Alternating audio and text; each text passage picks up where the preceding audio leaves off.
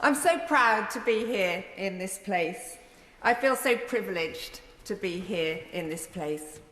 And I hope that I will make a good contribution to the business of this place with my background as 20 years in public service as both a magistrate and a borough councillor. I would like to thank the voters of Runcorn and Helsby who have put their trust in me. It certainly was a historic night, a night I will never forget. We had a recount at about 3 o'clock in the morning, and the result finally came through at about 6 o'clock in the morning, and there were 6 votes in it. So I think 6 is probably my lucky number from now on. 5 too many. We certainly put Runcorn and Helsby on the map, and it is actually the closest by-election parliamentary result ever. Yeah. So lots of drama, made for some great headlines the next day. Well, great headlines for us anyway. Yeah. I would like to thank and pay tribute to my predecessor, Mike Amesbury. In 2020, he won a ballot to put forward a bill of his choice, and he chose to focus on the cost of living crisis by limiting the cost of school uniforms. This gathered cross-party support, and it went through as an Act of Parliament in 2021. I will also be focusing on the cost of living because it's something that was raised endlessly with me on the doorsteps during the campaign period. Voters that feel let down by this government, voters who have lost their winter fuel allowance, had their disability benefits slashed, have seen their costs of their energy bills go through the roof when they were promised they would go down. It's very important that I make this maiden speech today.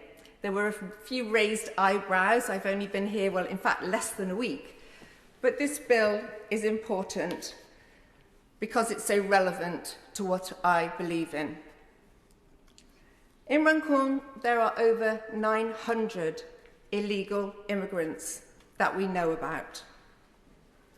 They are housed both in an asylum hotel, the Daresbury Hotel, which has about 400 illegal immigrants in it, and incidentally, that was to be shut down during the election campaign by the government, but of course is still open. The remaining 500 or so are housed in houses of multiple occupancy, HMOs, in the community. The recent government announcement encouraging private landlords to give up their properties to house illegal immigrants in order to get a 5-year guarantee of rent, to get all the maintenance on the properties paid for, will only make this situation worse. We'll end up with British tenants being evicted, rents being forced up, and the already limited housing supply getting worse. The problem for the communities of places like Runcorn is that these houses of multiple occupancy often have 15 to 20 young men in them, and families living nearby have to put up with antisocial behaviour through the night, drug dealing, people coming and going, noise. I've seen CCTV throughout the campaign. I've heard the stories. People are frightened to go out. People certainly will not let their children play out on the pavements when they have these houses in their streets. We know that these HMOs are breeding grounds for organised crime gangs, whether that be drugs, whether that be people trafficking, or whether that be grooming gangs. Something recently downplayed by the Leader of the House. Sexual violence against women, abuse of women, the safety of women and children will be something that I will champion, not deny. My background in the justice system will also, I hope, give substance to my contributions on subjects close to my heart, like the current state of our prisons, the daily threat that our brave prison officers, men and women, face when they go to work. Just recently, again, another example in the news over the last couple of days about what they're facing.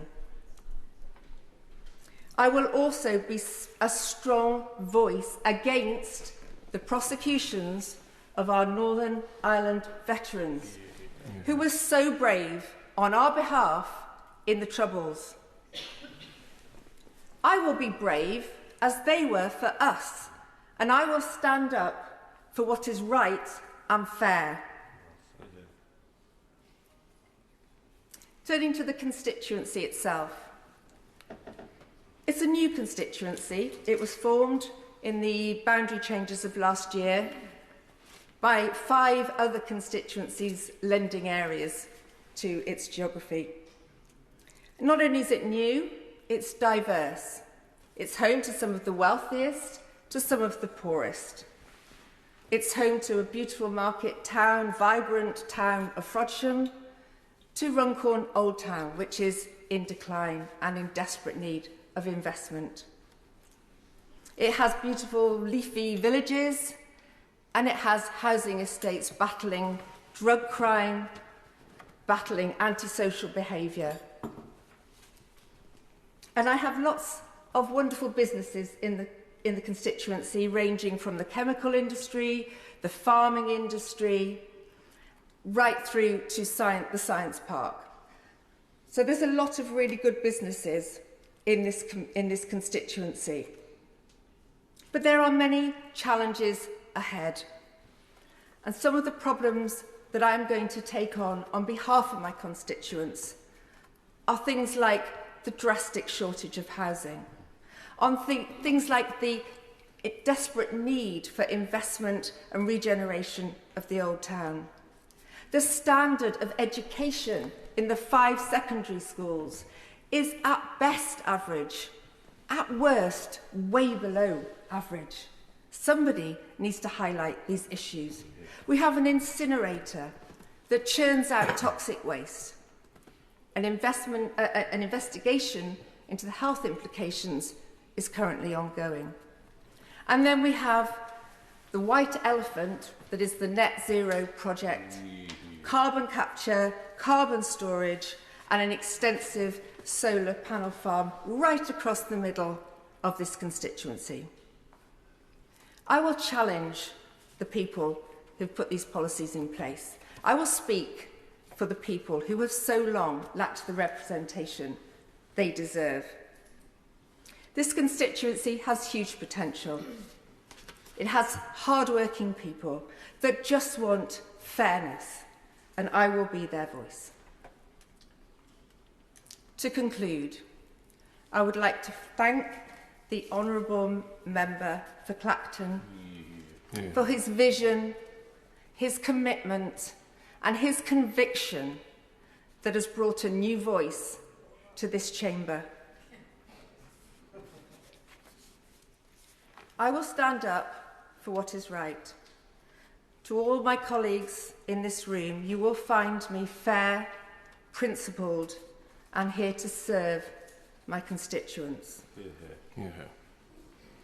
Madam Deputy Speaker, I have been asked many times over the last 10 days whether I am overwhelmed by recent events, whether I am overwhelmed by being in this place.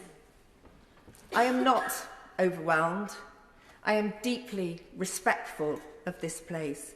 I am humbled by this place, but I am ready for this place.